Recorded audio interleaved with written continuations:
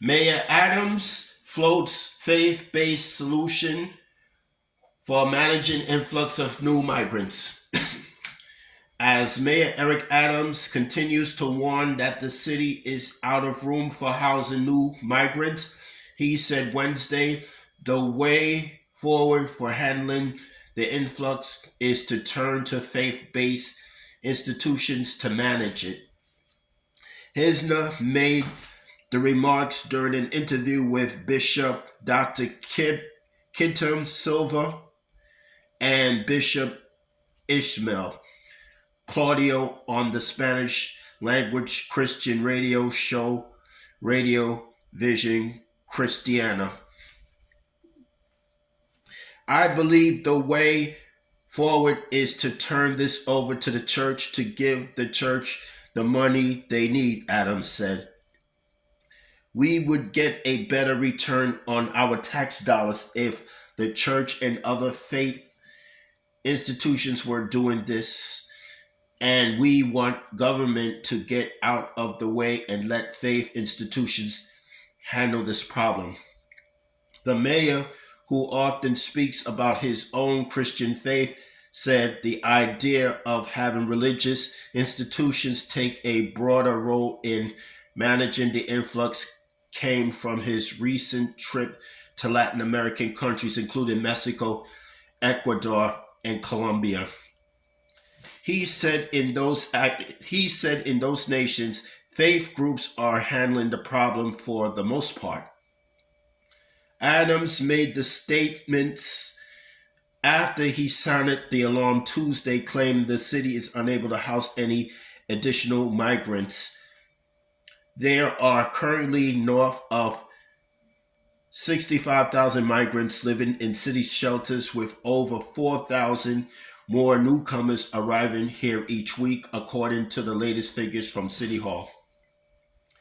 Houses of worship, the mayor said, could eventually provide the very spaces the administration desperately needs for sheltering new arrivals, and they would be significantly less expensive than renting out hotels, which currently account for well over 100 of the city's migrant shelters. If you have a large parking lot and you're willing to put up a tent, we could pay you for the space, the mayor said. If you have a fellowship hall that you want to temporarily use as a dormitory, we could pay you for the space. But he said outdated zoning rules currently bar the city from utilizing those spaces, a problem the administration is attempting to rectify with the City of Yes for Housing Opportunity zoning text amendment it recently introduced. There are, however, other ancillary ways faith institutions could pitch in to help migrants right now, the mayor said, including offering food services and clean clothing and sheets. He said he would rather the city contact with houses of worship for those services than pay private companies. Wednesday was hardly the first time Adams has pushed for religious groups to play a bigger part in responding to the migrant influx.